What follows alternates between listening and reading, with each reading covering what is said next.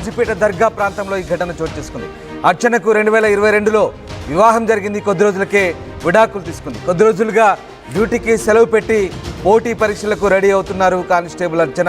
అయితే డిప్రెషన్లోకి వెళ్ళి జీవితంపై విరక్తి పుట్టి ఈ దారుణానికి ఒడిగట్టిన తెలుస్తోంది. అటు మరోవైపు 5 రోజుల కిందట పెళ్లి కావట్లేదని నీలిబండ తండాలో కానిస్టేబుల్ నీలిమ బలవన్మరణానికి పాల్పడింది. దీంతో వరంగల్ జిల్లాలో ఓవైపు పెళ్లి కాలేదనే మనస్తాపంతో ఓ మహిళా కానిస్టేబుల్, మరోవైపు పెళ్లి చేసుకొని భర్తకు దూరంగా ఉంటున్న మరో మహిళా కానిస్టేబుల్, ఇలా భిన్న నేపథ్యాల్లో ఇద్దరు మహిళా కానిస్టేబుళ్ళు బలవన్మరణానికి పాల్పడడంతో వరంగల్ జిల్లాలో కలకలం రేగుతోంది. ఒక్కసారిగా ఇద్దరు మహిళా కానిస్టేబుల్ వారం రోజుల వ్యవధిలో ఇలా ప్రాణాలు తీసుకోవడంతో ఒక్కసారిగా చర్చనీయాంశంగా మారుతోంది. చీరతో ఉరేసుకొని కానిస్టేబుల్ అర్చన చనిపోయినట్టుగా తెలుస్తోంది. కాజీపేట దర్గా ప్రాంతంలో నివాసం ఉంటున్నారు. ఇటీవలే ఆమె పోటీ పరీక్షలకు కూడా ప్రిపేర్ అవుతున్నారు. ఆమె భర్తతో దూరంగా ఉంటున్నారు. విడాకులు తీసుకొని ఒంటరితనంతో డిప్రెషన్లోకి వెళ్ళినట్టుగా తెలుస్తుంది. ఈ నేపథ్యంలో ఆమె బలవన్మరణానికి పాల్పడ్డట్టుగా తెలుస్తోంది. ఇక మహిళా కానిస్టేబుల్ బలవన్మరణంతో ఒక్కసారిగా కలకలం రేగింది. పట్టణానికి చెందిన అర్చన కానిస్టేబుల్గా విధులు నిర్వర్తిస్తున్నారు. 2022లో అర్చనకు వివాహమైంది. భార్యాభర్తల మధ్య తీవ్ర మనస్పర్ధలు రావడంతో కోర్టు ఆదేశాలతో విడాకులు తీసుకున్నారు. గత 3 ఏళ్లుగా ఎలాంటి తోడు లేక ఒంటరిగా మానసిక వేదన అనుభవిస్తూ పూర్తిగా డిప్రెషన్లోకి వెళ్ళిపోయినట్టు తెలుస్తుంది. ఈ క్రమంలోనే శుక్రవారం రాత్రి ఇంట్లో ఎవరు లేని సమయంలో చీరతో ఉరేసుకొని బలవన్మరణానికి పాల్పడింది. కుటుంబ సభ్యుల సమాచారంతో ఘటనా స్థలానికి చేరుకున్న పోలీసులు కేసు నమోదు చేసుకొని దర్యాప్తు చేస్తున్నారు. మా ప్రతినిధి వెంకటరత్నం జైన్ అవుతున్నారు. వెంకటరత్నం, వారం రోజుల వ్యవధిలో ఉమ్మడి వరంగల్ జిల్లాలో ఇద్దరు మహిళా కానిస్టేబుల్ల బలవన్మరణం చర్చనీయాంశంగా మారుతుంది.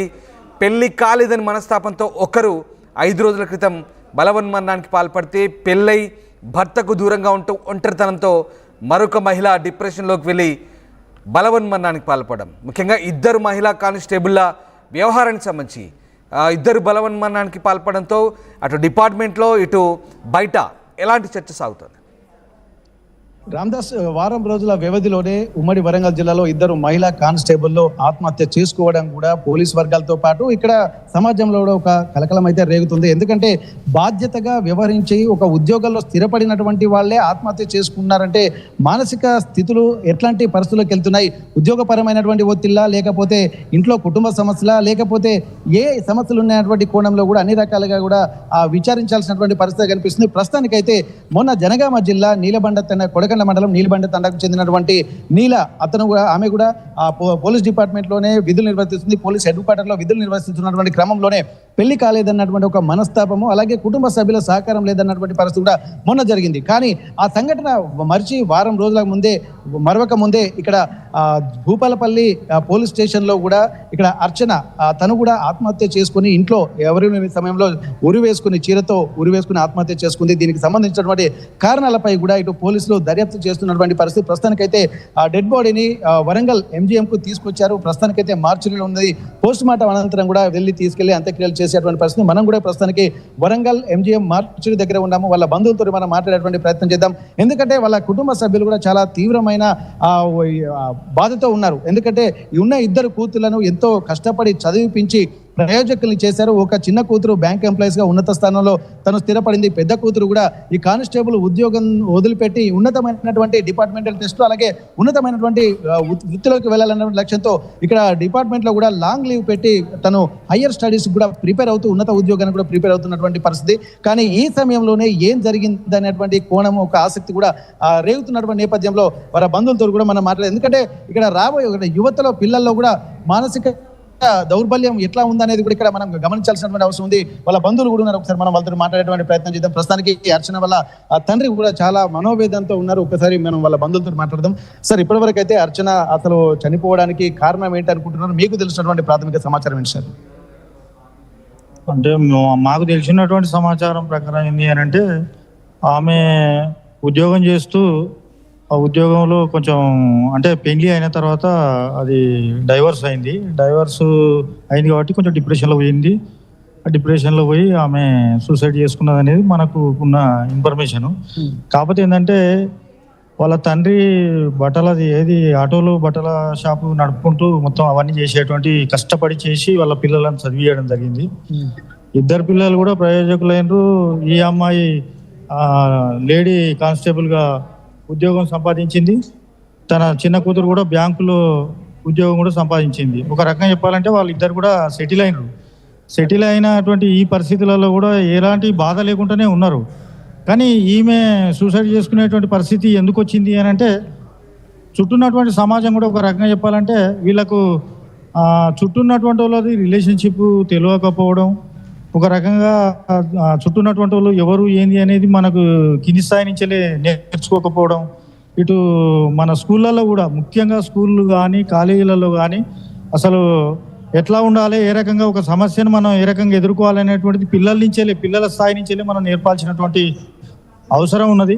అది నేర్పకపోవడం కూడా అదొక మైనస్గా భావించి, ఒక రకంగా చెప్పాలంటే మళ్ళీ చుట్టూన్నటువంటి సమాజంలో మనకు ఏం జరుగుతున్నది ఏంటిది అనేది కూడా మనం గమనించాల్సినటువంటి అవసరం ఉన్నది. ఆమె ఒక ఉద్యోగం చేసుకుంటూ ఒక మంచి బాధ్యత గల ఉద్యోగం చేసుకుంటూ కూడా ఆమె సూసైడ్ చేసుకున్నది అని అంటే, ఈ చుట్టూన్నటువంటి ఇది ఏం నేర్చుకుంటాను మనం?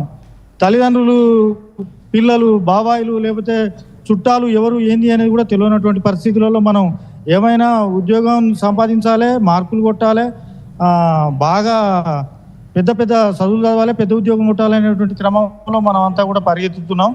అయితే అటువంటిది కాకుండా మన కాలేజీ స్థాయిలోనే ఉద్యోగం అంటే పిల్లలు చదువులో మంచి మార్కులు సంపాదించేటువంటిదే కాకుండా చుట్టూన్నటువంటి సమాజంలో ఎలాంటి సంఘటనలు జరుగుతున్నాయి, దాన్ని ఎలా ఎదుర్కోవాలి అనేటువంటి దాన్ని కూడా కౌన్సిలర్స్తోని కాలేజీలలో, స్కూళ్ళల్లో ఇప్పించేటువంటి పరిస్థితి ఉండాలి. అది అప్పుడే ఈ పిల్లల లోపల ఏ స్థాయి ఉద్యోగం చేసినప్పటికీ కూడా అది ధైర్యంగా ఎదుర్కొనేటువంటి శక్తిని వస్తుంది.